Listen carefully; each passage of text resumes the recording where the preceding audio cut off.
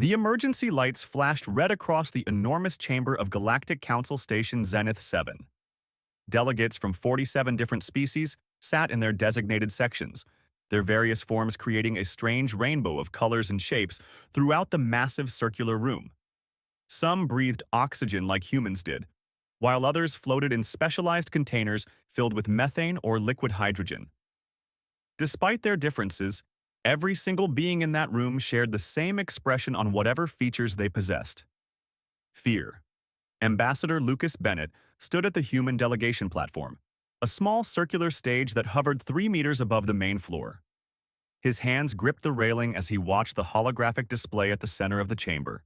The image showed a creature that looked like something from ancient Earth mythology, except this dragon was real, and it was heading straight toward human space.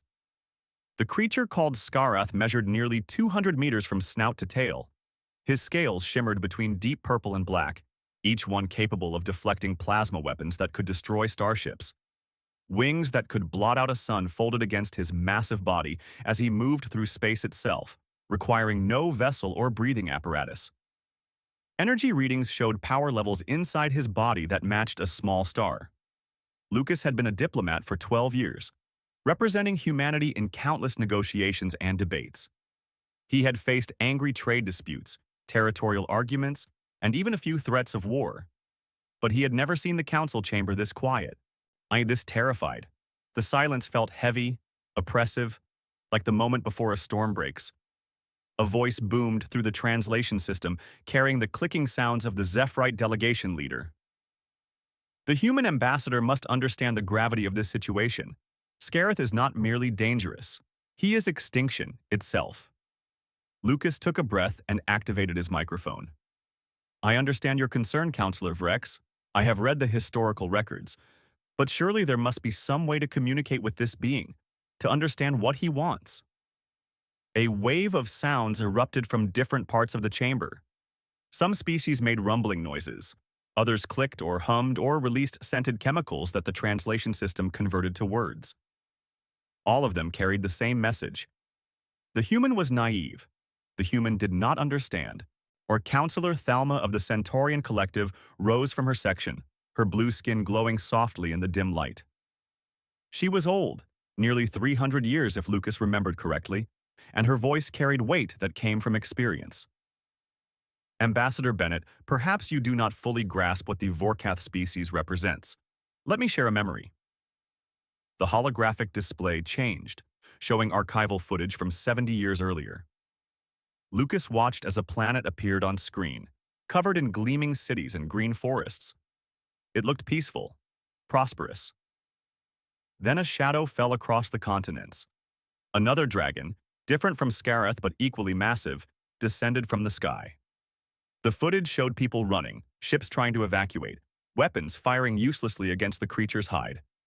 The dragon opened its mouth, and what emerged was not fire, but pure energy, a beam that cracked the planet's crust like an eggshell. Within hours, the entire civilization was gone.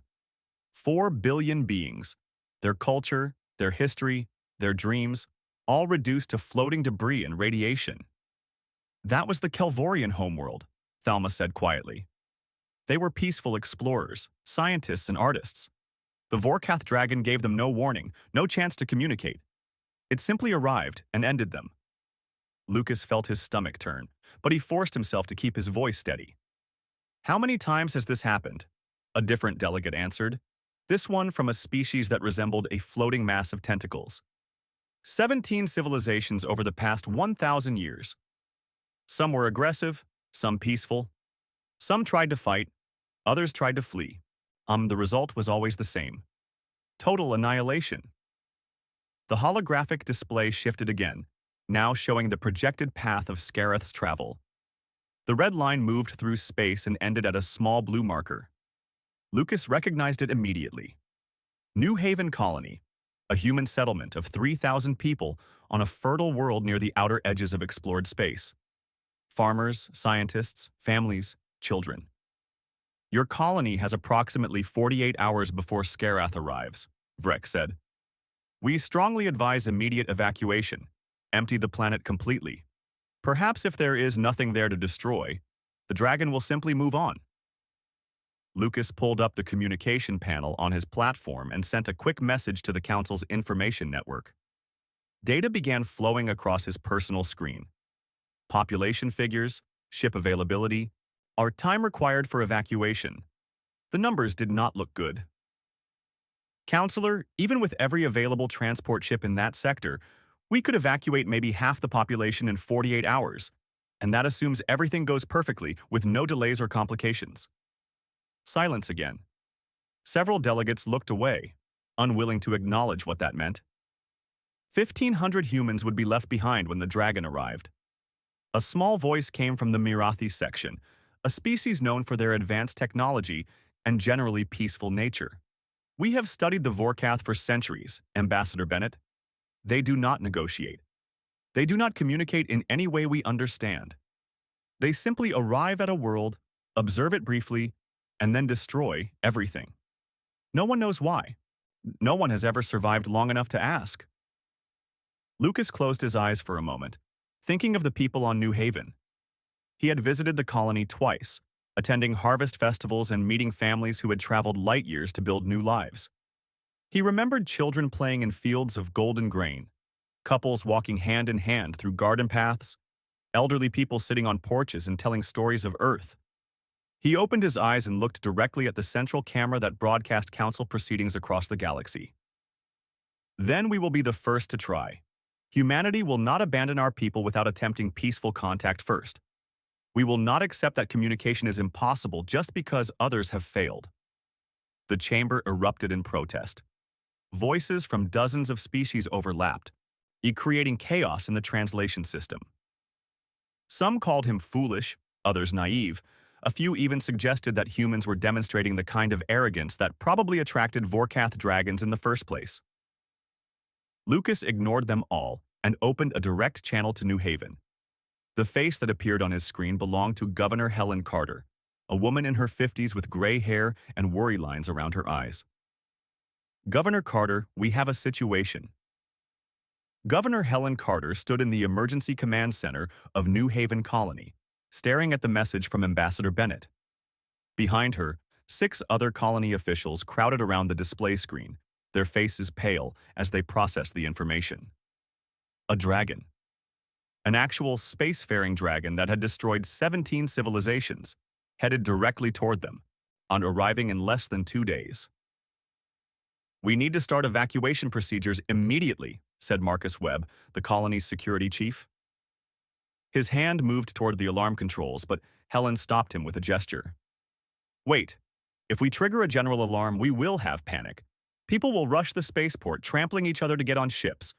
We need to do this carefully, systematically. She turned to her assistant.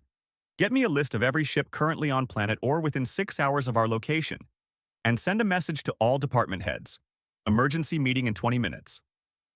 While the command center buzzed with activity, life in the colony continued normally. In the residential district, 7-year-old Sophie Martinez sat cross-legged on her bedroom floor, surrounded by books and datapads. Her dark hair fell in tangles around her face as she studied images of various alien species. She had been fascinated by aliens ever since her family moved to New Haven 3 years ago. Sophie, dinner in 10 minutes, her mother called from the kitchen. Okay, Mom. Sophie did not look up from her reading. She was currently absorbed in a section about dragon-like species across the galaxy. There were the Draviks from the Andromeda region, who had wings but could not actually fly. The Pyrothians, who breathed methane instead of fire. And then there were the Vorkath, mysterious creatures that supposedly moved through space itself. The entry on Vorkath was frustratingly short. Most of it was marked as classified or unknown. But there was a small note at the bottom that caught Sophie's attention. Not Vorkath communication patterns may include electromagnetic pulse sequences. Further research needed. Sophie's father, Daniel Martinez, appeared in her doorway. He was a tall man with kind eyes, though right now those eyes looked troubled. Sophie, can you help your mother set the table? I need to step out for a meeting. Is everything okay, Dad? Daniel hesitated.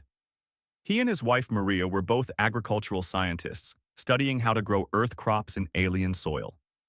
They had come to New Haven to build a better life for Sophie, to give her room to run and explore, instead of growing up in the crowded stations around Earth. Now he wondered if they had made a terrible mistake. "Everything is fine, sweetheart. Just some colony business. I will be back soon." The emergency meeting lasted 3 hours. By the end, the plan was clear. Non-essential personnel would evacuate first, starting at dawn. Essential workers, including the Martinez family, would stay until the last possible moment to keep systems running and help with the evacuation. They might get everyone out in time. They might not. Daniel returned home near midnight to find Maria waiting up for him. They spoke in whispers in the kitchen while Sophie slept, sharing their fears and holding each other tightly. They agreed not to tell Sophie about the danger until morning. Let her have one more peaceful night. But Sophie was not actually asleep. She had heard her father come home and crept to the top of the stairs, listening to her parents' hushed conversation. Dragon. Evacuation. 48 hours.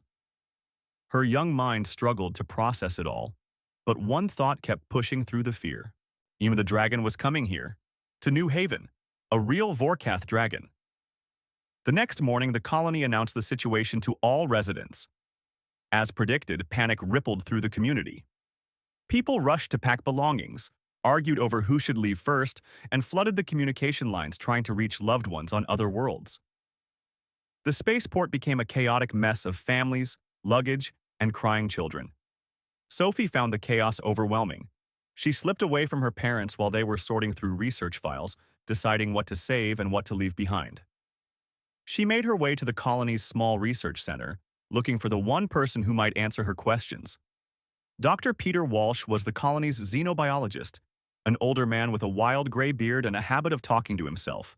Sophie had met him several times when visiting her parents at work. He always treated her like an adult, answering her questions seriously instead of dismissing them. She found him in his laboratory, carefully packing specimens into protective cases. "Dr. Walsh?" He looked up, surprised. "Sophie, should you not be with your parents preparing to evacuate? I wanted to ask you about the Vorkath dragon, the one that is coming here." Peter sighed and set down the case he was holding. "What do you want to know? Can they talk? I read that they use electromagnetic pulses. Does that mean they communicate?" Peter pulled up a chair for her and sat down himself. "That is a good question. Honestly, we do not know. Every species that has encountered a Vorkath dragon has been too busy running or fighting to try communicating.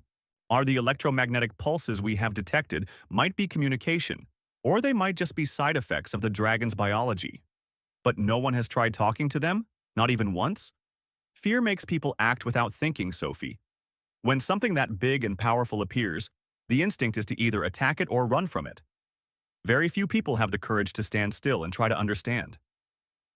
Sophie thought about this for a moment. What if the dragons are not mean? What if they are just lonely or confused or trying to find something? Peter smiled sadly. "That is a beautiful thought, child. I wish I could believe it. But the evidence suggests otherwise. 17 destroyed worlds cannot be explained by loneliness. Will you show me everything you know about them? About how they might communicate?" Peter studied her serious face, those dark eyes filled with curiosity instead of fear. Something in his old heart stirred. "Why do you want to know?" "Because maybe everyone has been doing it wrong. Maybe if someone tried being nice instead of scared, the dragon would be nice back." For the next several hours, while the colony scrambled to evacuate, Sophie sat with Dr. Walsh learning everything available about Vorkath biology and behavior. She learned about their electromagnetic fields, their apparent ability to sense emotional states, their incredible age. Some estimates suggested individual dragons lived for thousands of years. The day passed in a blur of activity. Ships came and went, each one carrying hundreds of colonists to safety. By evening, the population had dropped to 1,500, and the Martinez family was still there, helping coordinate the agricultural data transfer. Night fell over New Haven, and in the distance, sensors detected something approaching. Something massive, moving faster than any ship humanity had built. Scareth was ahead of schedule. He would arrive by morning. Sophie lay in her bed, unable to sleep. Through her window, she could see the stars, and somewhere among them, a dragon flying through the void of space. She thought about what Dr. Walsh had taught her, about electromagnetic patterns and communication. She thought about her mother's lullabies, the simple songs that always made her feel safe. An idea began forming in her mind, a crazy, impossible idea that any adult would immediately dismiss. But Sophie was 7 years old, and 7-year-olds still believed in impossible things. Or the sun had not yet risen over New Haven when the emergency alarms began their wailing cry. Sophie woke instantly, her heart pounding as red lights flashed through her bedroom window. She ran to look outside and saw people hurrying through the streets, heading toward the spaceport where the last evacuation ships waited. In orbit above the colony, 17 different alien vessels had gathered during the night. They came from species across the galaxy, their ships ranging from elegant Centaurian cruisers to bulky Zephyrite observation platforms. None of them came to help. They came to witness and record what they believed would be humanity's end. On the bridge of the Centaurian vessel Starlight Observer, Counselor Thelma watched the scanner displays with deep sadness. She had argued against the humans trying to make contact, but part of her hoped they would prove her wrong. She had lived long enough to grow tired of death and destruction. The Vorkath has entered the system, her sensor officer reported. Estimated arrival at the colony in 17 minutes. Thelma activated the communication link to the other observation ships. All vessels, maintain current distance. Begin recording all sensor data. If any of us survive what comes next, at least we will have documentation. Down on New Haven's surface, Governor Helen Carter stood at the spaceport, desperately trying to organize the final evacuation. 2 ships remained, and nearly 400 people still needed aboard. Children cried in their parents' arms. Elderly colonists moved too slowly, struggling with bags they refused to leave behind. "Everyone, please! We need to move faster," Helen shouted over the noise. "Leave the luggage if you must. Just get on the ships." Daniel and Maria Martinez stood near the research center, making final checks on the data uploads. Their life's work, years of agricultural research, was being transmitted to distant servers where it might survive even if they did not. Daniel kept glancing at his watch. 13 minutes until the dragon arrived. "Where is Sophie?" Maria suddenly asked, looking around with panic in her eyes. "I thought she was with you," Daniel said, his blood running cold. They both began calling her name, running through the research center, checking every room.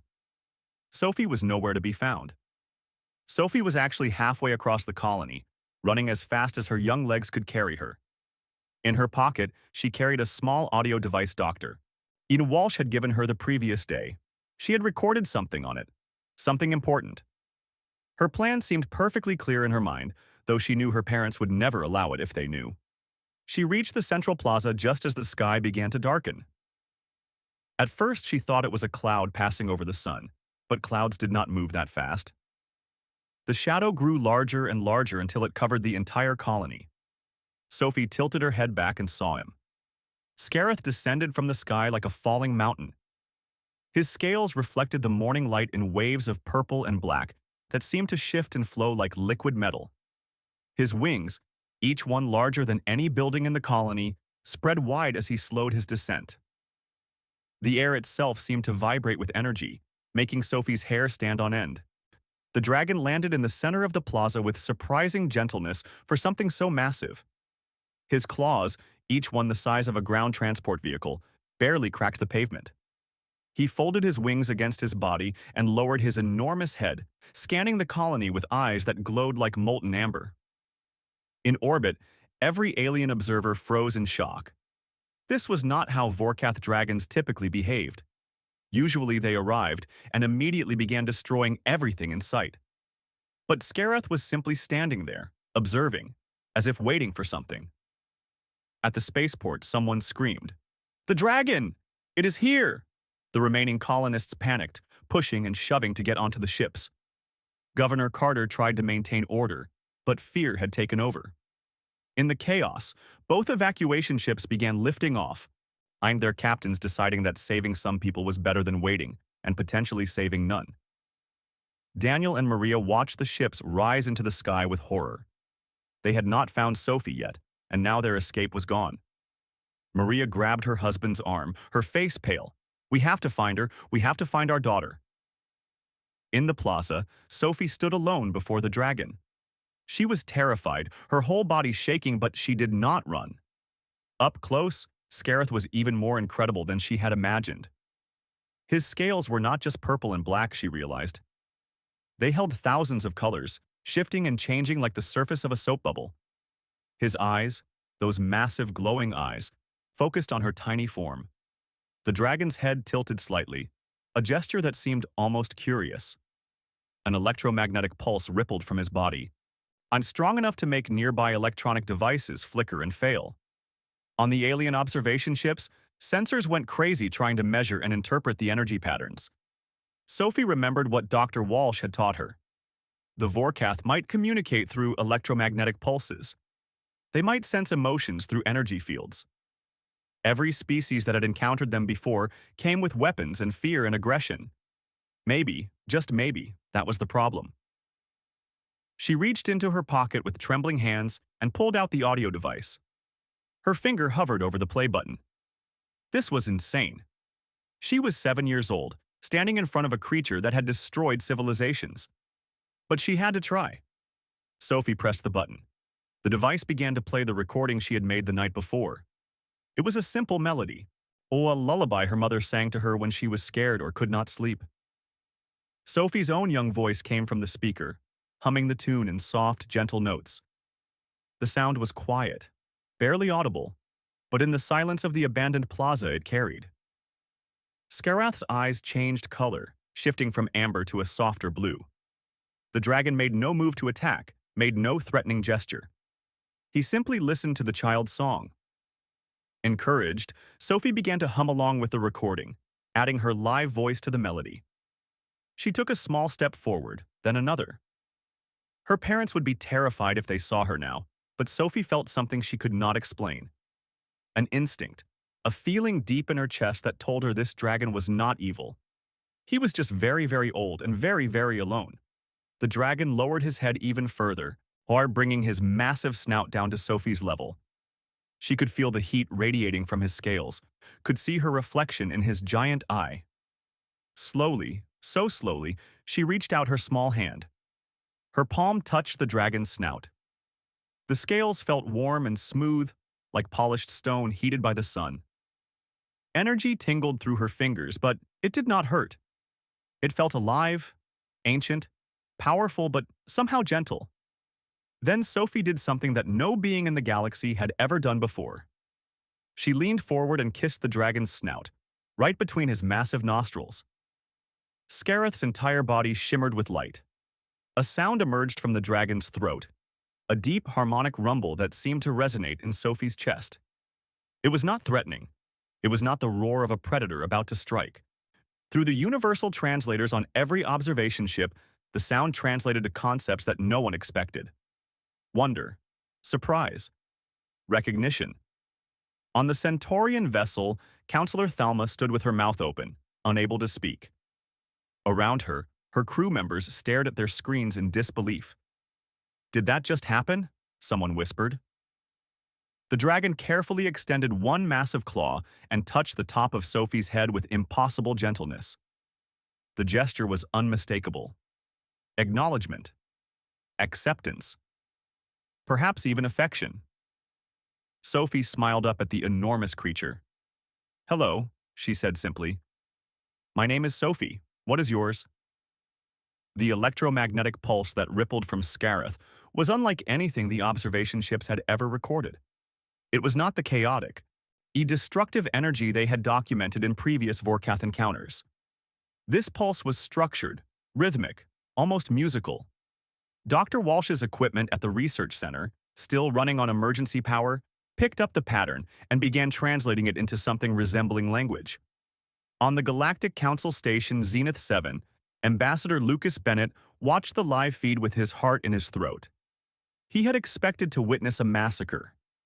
Instead, he was seeing a small human child standing peacefully beside the galaxy's most feared creature.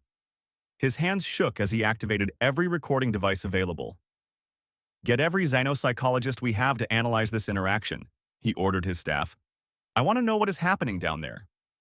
In the central plaza of New Haven, Sophie continued to stand beside Skarath, her small hand still resting on his snout. The dragon had settled his massive body onto the ground, his wings folded, his posture somehow conveying relaxation rather than threat. His eyes remained that soft blue color as he watched the child. Daniel and Maria Martinez came running into the plaza, having finally tracked their daughter's location. They stopped dead at the edge of the open space, terror freezing them in place. Their little girl stood beside a creature that could vaporize the entire colony with a single breath. "Sophie!" Maria's scream was barely a whisper, caught in her throat. Sophie turned and saw her parents. She smiled and waved. "Mom! Dad! Come meet Scareth. He is not mean. He is just lonely." "Sophie, step away from it. Slowly, please." Daniel's voice cracked with fear. But before Sophie could respond, Scareth made another sound, a different harmonic tone. The dragon's head swiveled toward Daniel and Maria, those enormous eyes studying them. Another electromagnetic pulse rippled outward, and this time Dr. Walsh's translation software produced words that appeared on screens across the galaxy. Parent protectors. Fear sent strong. Love bond to small one clear. Governor Helen Carter arrived moments later, along with several other colonists who had not made it onto the evacuation ships. They stood at a safe distance, watching in amazement as the dragon seemed to be communicating rather than destroying.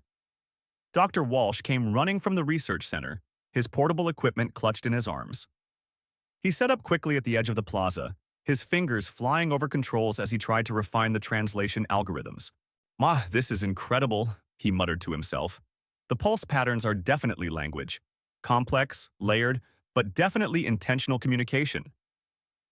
Sophie walked toward her parents, and Scareth's eyes followed her movement. "It is okay," she said. "He was testing us. All the other species, they came to him with guns and bombs and fear. But I came with a song. I came to be friends." Maria dropped to her knees and pulled Sophie into a fierce hug, tears streaming down her face. Daniel wrapped his arms around both of them, his whole body shaking. "You could have been killed," he whispered. "But I was not," Sophie said simply, "because I was not mean to him." Scareth made another sound, longer and more complex. The translation appeared on Dr. Walsh's screen. "Small one speaks truth. Many cycles, many worlds, all approach with destruction. Intent or submission fear. Vorkath test worthiness. Civilizations that bring violence receive violence. Civilizations that bring fear, surrender receive judgment ending. None bring friendship offering, none bring trust gift, until small one." The words spread through the observation fleet like wildfire. On the Zephrite vessel, Counselor Vrex felt his multiple hearts sink as understanding dawned. "They were never just destroyers," he said quietly. "They were testing us, and we all failed." Counselor Thalma closed her eyes, grief washing over her. The Kelvorian homeworld, destroyed 70 years ago, had sent warships to confront the dragon. They attacked first, believing it was their only chance of survival. The dragon had simply responded in kind. 17 civilizations, all destroyed because they approached with weapons or cowered in terror, and the Vorkath had judged them unworthy. Dr. Walsh stepped closer to the plaza, his voice respectful. "Scareth, we did not understand. Humans are a young species. We have made many mistakes. Can you forgive our ignorance?" The dragon's gaze shifted to the old scientist. Another pulse, another translation. Age of species irrelevant. Young ones often see truth, old ones forget. This small one demonstrates quality Vorkath seek across stars. Compassion without calculation. Courage without aggression. Approach without agenda. Sophie pulled away from her parents and walked back toward the dragon. She looked so small beside his massive form, but she showed no fear. "Are there more like you? More dragons?" "Many Vorkath exist, scattered across void between stars. Searching. Always searching." "Searching for what?" "Species worthy of ancient knowledge. species capable of evolution beyond violence. Your kind shows promise. Small one proves possibility. Governor Carter found her voice, stepping forward carefully. What happens now? Will you destroy our colony? Scareth's eyes shifted to red for just a moment, and everyone tensed. But then the color faded back to blue. No destruction intent for this place. Small one changed outcome. But others of your kind still carry fear stink and violence readiness. This one Vorkath cannot speak for all. Your species must prove worthiness to others as Small One proved to Scareth. Dr. Walsh was frantically taking notes, his mind racing with the implications. How do we prove ourselves? What do the Vorkath want from us? Want nothing, offer everything. Vorkath possess knowledge older than most stars.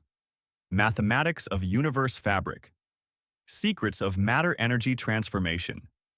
Understanding of time flow and space bending. Such knowledge given only to worthy species. Species that will use wisdom for creation, not destruction. More colonists began gathering around the plaza, their fear gradually replaced by wonder. They watched as Sophie sat down on the ground near the dragon's front claws, completely at ease.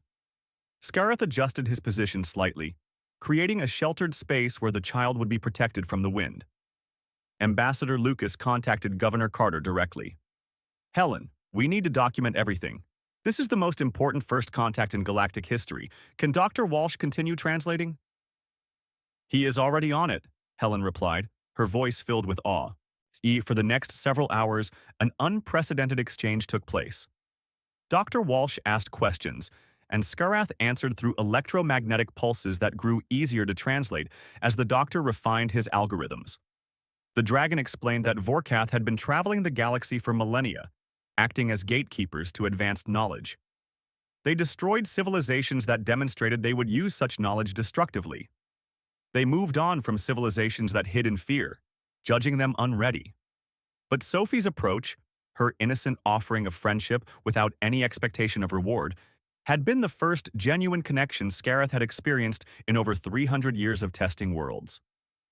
Other colonists began approaching, following Sophie's example. They brought offerings not of wealth or tribute, but of simple human kindness. Or someone brought water in a bowl, even though the dragon clearly did not need it. Another person brought flowers from the colony gardens. A child offered a drawing of Scareth that she had sketched while watching. The dragon accepted each offering with gentle acknowledgement, his electromagnetic pulses conveying something that translated as gratitude mixed with hope. On the observation ships, the alien delegates watched in silence. Some felt shame for their species' failures. Others felt hope that perhaps the galaxy might have a chance at something better. Counselor Thalma opened a channel to Ambassador Lucas. The humans have done in hours what the rest of us failed to do in millennia. Perhaps we should listen more and fear less. Lucas smiled, tears in his eyes as he watched Sophie laugh, while Scareth created small harmonic sounds that seemed almost playful. Counselor, I think my species just changed the galaxy, and it took a 7-year-old girl to show us how. 3 days after Scareth's arrival, 6 more Vorkath dragons descended from the stars onto New Haven Colony. The colonists, no longer paralyzed by fear, gathered in the expanded plaza to watch the magnificent creatures land. Each dragon was unique in coloring and size, their scales shimmering in shades of emerald green, deep crimson, silver white, golden amber, midnight blue, and bronze. Sophie stood beside Scareth, who had not left the colony since his arrival. She watched with wide eyes as the other dragons approached, their massive forms moving with surprising grace. Scareth made a series of complex electromagnetic pulses, and Dr. Walsh's translation equipment worked to convert the conversation. Scareth speaks truth-finding. Small ones of this world demonstrate worthiness. Come, witness, judge for yourselves. The largest of the new dragons, her scales the color of burnished bronze, lowered her head to examine Sophie. The child reached out without hesitation and touched the dragon's snout, just as she had with Scareth. Hello, I am Sophie. Welcome to New Haven. The bronze dragon's eyes shifted through several colors before settling on a warm gold. I am Vekara, ancient among ancients. Many thousands of cycles I have searched and found only disappointment. Until now. Word of what was happening on New Haven spread across the galaxy faster than light-speed communications. The two evacuation ships that had fled returned, their passengers eager to witness history. More ships arrived daily, bringing diplomats, scientists, reporters, and simply curious beings from dozens of species. The small farming colony became the center of galactic attention overnight. Ambassador Lucas arrived on the fourth day, accompanied by a delegation from the Galactic Council. He found Sophie in what had become known as the Dragon Garden, a space where the seven Vorkath spent their time when not sharing knowledge with human scientists. The child sat between Skarath's front claws, reading a book while the massive creature dozed peacefully. "Sophie Martinez, I presume," Lucas said with a smile. Sophie looked up and nodded. "Are you the ambassador my dad told me about?" "I am. I wanted to thank you personally.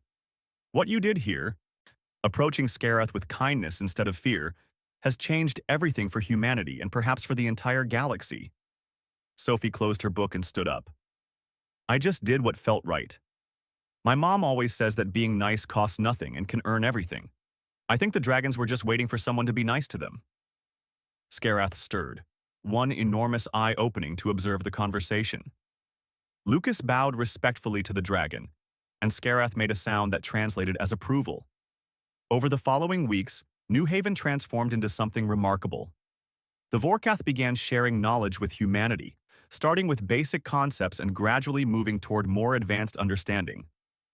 Dr. Walsh established the Institute of Interspecies Communication, unhoused in a rapidly constructed building at the edge of the Dragon Garden. Sophie, despite her young age, was named as a special consultant, her insights often proving valuable in bridging the gap between human and Vorkath thinking. Daniel and Maria Martinez found their agricultural research taking unexpected directions as the dragons shared information about accelerated plant growth and soil enrichment techniques developed on worlds that no longer existed. Their crops began producing yields 3 times higher than before, and the food was more nutritious. They carefully documented everything, knowing this knowledge could help feed hungry populations across human space. But not everyone viewed the development positively. Some alien species watched with suspicion as humanity gained access to Vorkath knowledge. The Krillian Empire, a powerful military confederation, sent an aggressive message demanding that humans share all dragon-provided information immediately or face economic sanctions. Ambassador Lucas addressed the Galactic Council with a mixture of firmness and diplomacy. "The Vorkath chose to share their knowledge with us because of how we approach them. Any species can do the same. Send your children, your poets, your artists, your dreamers. Send people who lead with curiosity and compassion rather than demands and weapons. The dragons are still here. They are still testing, still searching for worthiness." Several species took his words to heart. The Marathi sent a delegation of their finest musicians who performed intricate symphonies for the dragons. Vikara, the bronze dragon, I was so moved by their art that she began sharing mathematical principles that could revolutionize Marathi energy production. The peaceful Centaurians sent philosophers and ethicists, engaging the dragons in deep conversations about morality and the nature of consciousness. But when the Krillian Empire sent a military delegation accompanied by armed guards, the dragons simply flew away for 3 days, returning only after the Krillians departed in frustration. 6 months after first contact, New Haven Colony had grown into a major diplomatic and cultural center. The population swelled to over 20,000, with new arrivals coming from Earth and other human colonies. Alien embassies dotted the outskirts of the colony, their unique architectures creating a fascinating blend of galactic cultures. Sophie continued her education, but her school now included students from multiple species. She sat in classrooms with young Centaurians, Marathi, and even a few brave Zephyrite children, all learning together. The dragons occasionally visited the school, their presence no longer causing fear but excitement. On a warm afternoon, Sophie sat in the dragon garden with Skarath, working on her homework. The massive dragon had become her closest friend, their bond something that xenopsychologists still struggled to fully understand. "Skarath, can I ask you something?" Sophie said, setting aside her mathematics work. Small one may always question. Curiosity is a mark of worthy mind. Why do you stay here? The other dragons come and go, but you have been here since the beginning. Do you not want to travel the stars anymore?